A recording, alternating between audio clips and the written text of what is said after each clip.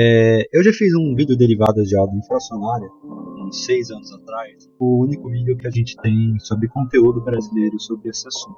Eu estarei fazendo um vídeo melhor e estarei me inspirando em alguns vídeos também mais recentes.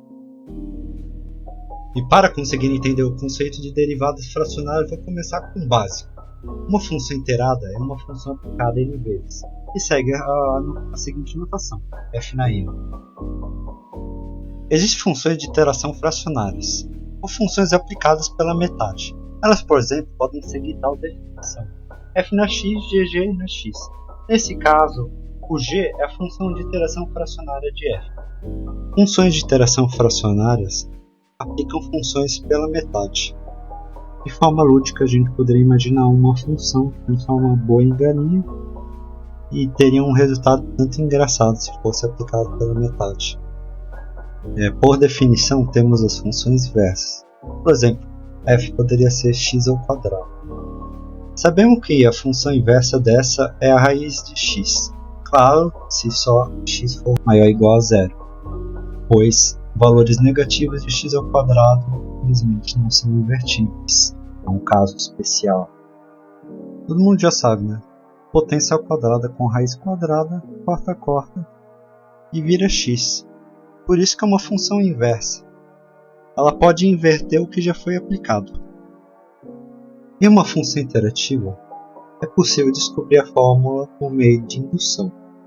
Podemos aplicar a função continuamente, várias vezes, a ponto de descobrir um padrão e descobrir uma generalização. Da mesma forma que eu ensinei funções iterativas, a gente pode fazer isso com derivadas. E agora, a gente exemplifica onde a função de x é igual a x na potência de k. Derivamos algumas vezes.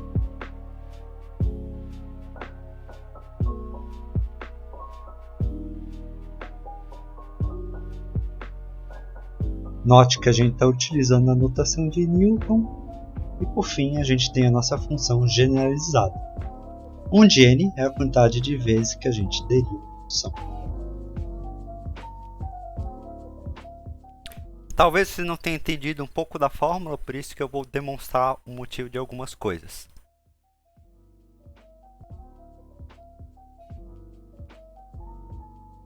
Como vocês viram a fórmula anterior, vocês repararam que tinha divisões de fatoriais. Só para deixar um pouco mais mastigado para vocês, eu vou dar uma revisadinha nas propriedades fatoriais. Como vocês devem saber, o número fatorial é ele mesmo multiplicado pelos seus antecessores, ou seja, ele menos 1, ele menos 2, ele menos 3. É claro que se você pegar um fatorial de 2, por exemplo, a quantidade não vai ser tão grande quanto essa, mas pode de fato ser representado assim, especialmente em casos de números grandes. Da mesma forma, a gente pode botar um k-3, por exemplo, e a gente pode reparar que pode ser o k-3, k-4, né, que seria o k-3, menos 1, k-5 seria o k-5, menos 3, menos 2, ou seja, mesma lógica, até esse número chegar a 1. Nesse caso, nós podemos dividir um fatorial pelo outro.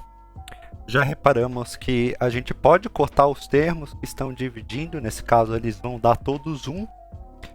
E reparamos que ele vai limitar pelos 3 primeiros termos, que é justamente a quantidade que eu escolhi arbitrária para botar como subtração. Por isso que o fatorial é muito bom para representar esse tipo de multiplicação consecutiva, já que elas ocorrem bastante numa generalização de uma função iterativa. Essas multiplicações k, k-1, k-2, etc, etc.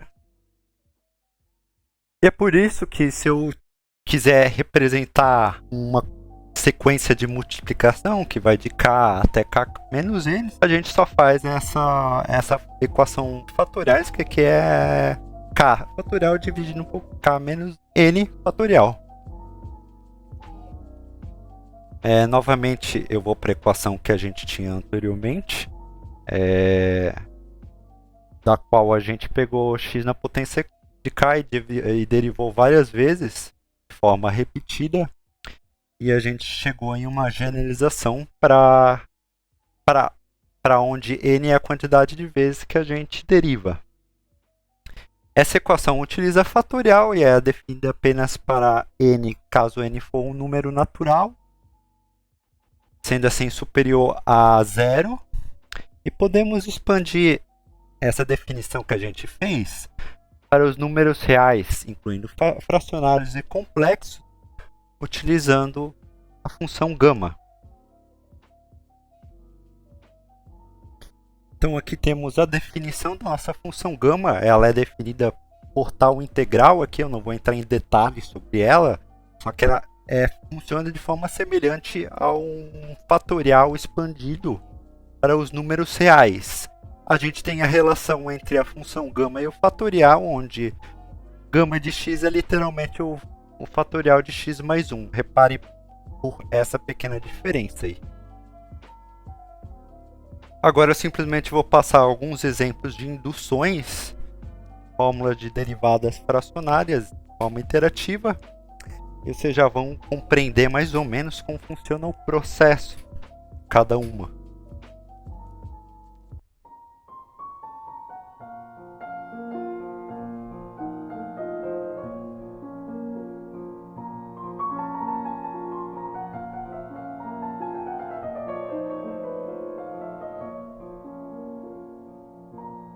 Aqui está a parte interessante, né, que eu derivei múltiplas vezes e na potência de x, né? Sabemos que na potência de x tem essa relação, que é que na potência de x igual ao cosseno de x mais i seno de x. E ele dá esse seguinte generalização: x na potência de n, cosseno n de π dividido por 2 mais x, etc, etc.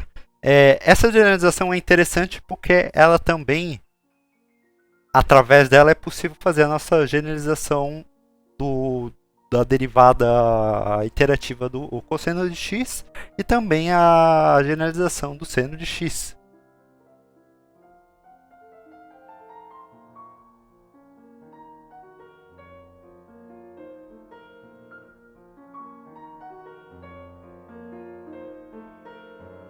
Então, anteriormente eu mostrei alguns métodos indutórios para vocês, para poder simplificar esse processo, mas agora eu vou demonstrar de fato a equação para derivadas fracionárias. Porém, eu terei que fazer a demonstração de outros conceitos para vocês também. E nesse caso, um desses conceitos que pode ser considerado importante é a fórmula de Cauchy para integrações repetidas. Nesse caso, integrações repetidas são integrar múltiplas vezes.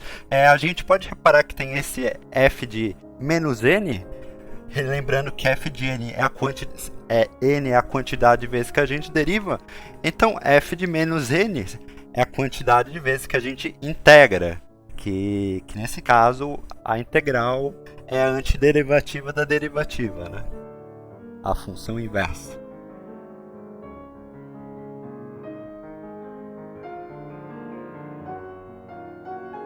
Então eu vou fazer a demonstração aqui para provar que a forma de Cauchy para integrações repetidas funciona de fato. Eu vou pegar e botar um n igual a 2 aqui e te provar que isso equivale a duas integrações.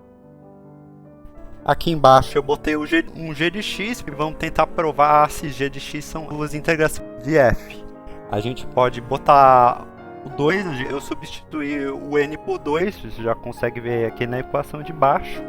Vamos fazer as demais simplificações aqui, subtrações na equação. Fazemos a regra do chuveirinho aí para separar duas funções aqui. Separamos duas integrais também. Após derivar os dois lados, a gente chega a determinado resultado aqui. Agora, olhando essa equação, a gente pode reparar que tem um xf de x e menos xf de x. A gente corta um com o outro e dá. A partir desse ponto, a gente tem uma integral. A gente pode mudar para a notação de Newton, botando ela como f menos 1. Então, a partir desse ponto, eu não vou complicar muito. Eu vou fazer de uma forma bem simples. nós temos g derivado, né? A gente passa a derivativa de g do outro lado e fica como duas integrais, como era o esperado. Então já conseguimos provar que a fórmula de Cauchy de integrais repetidas de fato funciona, porque eu peguei e substituí n por 2 e ele simplesmente fez o que era para ter feito. Agora, como vocês podem reparar, novamente a gente tem o fatorial na nossa equação, né? A gente pode pegar a fórmula de Cauchy para integrais repetidas e botar um gama no lugar. E assim se torna a fórmula de integrais fracionárias de Riemann-Liouville. E agora a gente não tem mais essa limitação de apenas números naturais, a gente pode botar qualquer número fracionário. E sim, a fórmula ela vai funcionar para esses números fracionários também.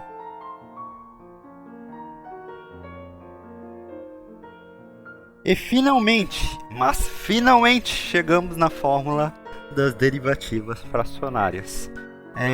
A fórmula da derivativa fracionária tem esse izinho, esse i que aparece em letra maiúscula. A nossa fórmula que a gente viu anteriormente, ela é definida por i, que é a fórmula de integral fracionária de Riemann-Liouville. A gente pode substituir esse i pela fórmula. Vocês podem ver que perto do n tem algo que parece meio que um parênteses, meio que uma casinha, tem o formato de uma casinha, é semelhante. E esse símbolo ele indica a função teto. A função teto é uma função de arredondamento. No caso, ele só arredonda os números para cima, por isso que é chamada de função teto. A função teto, por exemplo, de 1,2 seria 2, porque ele só arredonda para cima, então de 1,2 iria para 2, 1,6 iria para 2 também, 1,8 também iria para 2, porque ele só arredonda para cima. Nesse caso, 2,5 iria para 3. E é assim que funciona a explicação básica da função teto. Agora, eu vou fazer um pequeno exemplo. Eu vou fazer uma derivativa fracionária de ordem 2,5 e vamos ver como vai ficar na fórmula. Agora a gente só arredonda o que é para arredondar e subtrai o que é para subtrair. Então agora vocês já podem reparar, a gente vai fazer uma integral de Riemann-Liouville de ordem 0,5 na nossa função, primeiramente, e posteriormente a gente vai fazer 3 derivativas, ou seja, uma derivativa de ordem 3. E é claro, se a gente utilizar um pouco de raciocínio, isso vai ser equivalente à nossa derivativa de ordem 2,5. E aqui a gente olha as propriedades da integral de Riemann-Liouville. Eu não vou ficar explicando, são algumas propriedades que são mais ou menos óbvias, né? Então, são isso. Agora, utilizando todos os conhecimentos que a gente aprendeu até agora, a gente pode utilizar esse operador aqui que se chama operador de Diver integral, que nesse caso é utilizando o Riemann-Liouville. O operador de Diver integral ele serve tanto para integrais fracionárias quanto derivativas fracionárias. Como você pode ter reparado, né, no caso das derivativas fracionárias existe um tratamento e nos casos das integrais fracionárias existe outro tipo de tratamento. Nesse caso a gente pode definir o nosso A, que seria a quantidade a ordem das integrações ou derivações que seja, e a gente pode definir A para seguintes casos. A para for igual a zero, né? Se A for igual a zero, a gente não deriva e nem integra, a função ela já retorna da mesma forma que é. Se A for negativo, é claro que a gente vai utilizar a integral de Riemann-Liouville, né? E a gente somente calcula a integral de Riemann-Liouville para definir a nossa integral fracionária.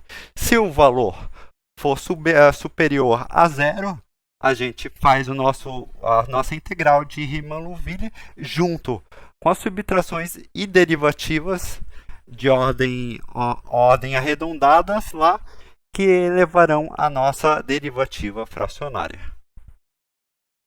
Eu vou pegar e demonstrar essa animaçãozinha. A fonte é o vídeo do VCubinX, da qual ele também tem um vídeo relativo a cálculo fracionário, só que em inglês, é claro. Aqui é demonstrado um gráfico assim, onde f de x é igual a x, e aqui o gráfico em verde ele meio que faz a derivativa fracionária, a integral fracionária, e meio que ele vai alternando entre integral e derivativa continuamente. A gente pode ver que o gráfico vai alternando a linha verde entre derivativa e a integral a linha rosa e a derivativa a linha vermelha, e a gente pode ver que para fazer o cálculo dessa linha verde, provavelmente ele é feito derivativa de 1,5, derivativa de 1/4, é computado isso, e assim eles conseguem criar essa animaçãozinha contínua. Então, eu estou utilizando a Wikipedia só para fazer uma listagem rápida, nada que seja muito especial, mas é um negócio muito importante de pegar e falar quando a gente está fazendo o ensino de cálculo fracionário. Senão a pessoa acaba tendo uma visão muito limitada do que seriam as coisas. Eu, para vocês, ensinei aqui a integral fracionária de Riemann-Liouville, que é uma das mais comuns, né?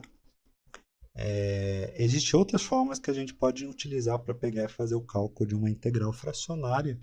Vocês já podem dar uma olhada aqui. A gente tem outros autores, inclusive, que podem utilizar outros tipos de notação. Não vai ser sempre a mesma notação. Se a gente olhar aqui para baixo, isso também é uma grande quantidade de formas da gente pegar e calcular derivativas fracionárias. Existem até novas formas de pegar e calcular derivativas fracionárias. Vocês devem ter olhado o operador de deriva integral, que eu botei entre parênteses lá o Riemann-Liouville lá. Basicamente eu botei em parênteses lá porque eu utilizei a integral fracionária de Riemann-Liouville, mas eu não necessariamente precisava pegar e utilizar ela, eu poderia utilizar outras, também funcionaria. Muitos desses autores aqui, eles têm inclusive outras fórmulas de pegar e induzir a fórmula de derivativa ou integral fracionária. A gente tem que olhar esse Grunwald aqui, eu não tenho certeza se eu estou falando corretamente o nome dele, mas aqui ele tem a definição básica de uma derivativa, ele vai iterando através dessa definição básica e depois consegue uma forma generalizada, por exemplo.